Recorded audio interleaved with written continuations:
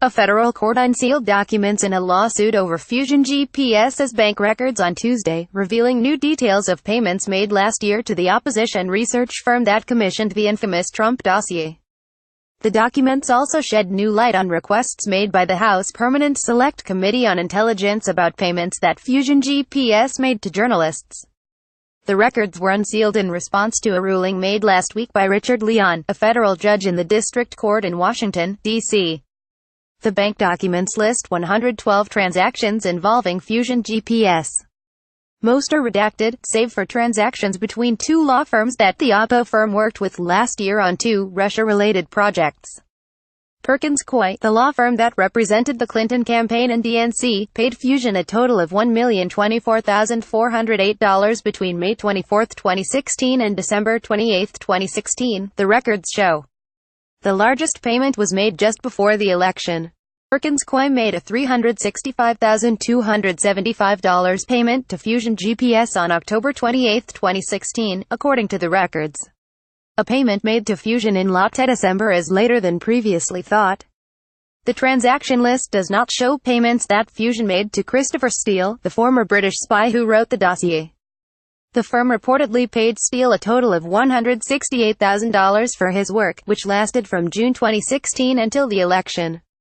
Fusion GPS bank records of payments from Perkins Coie. The records show that Fusion was also paid $523,651 by the law firm Baker Hostetler between March 7, 2016 and October 31, 2016. Fusion worked for Baker Hostetler to investigate Bill Browder, a London-based banker who helped push through the Magnitsky Act, a sanctions law vehemently opposed by the Kremlin.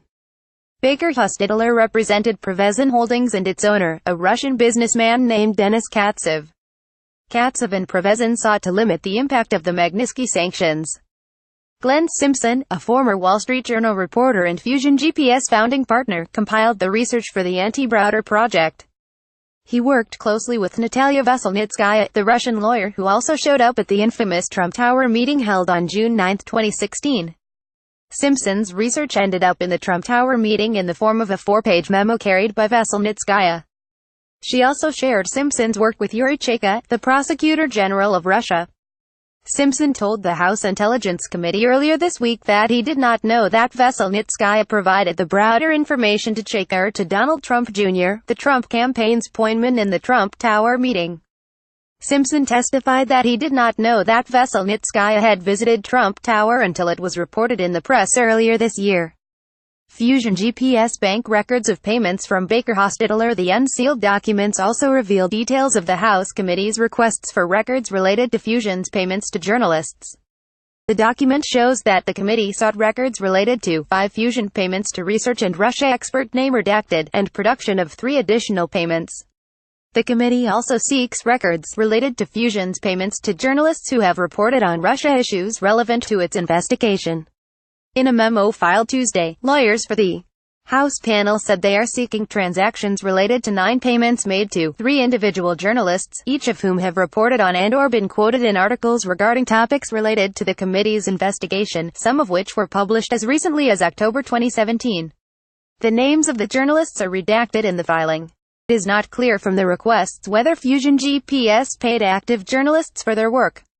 The firm is known to employ a stable of former reporters.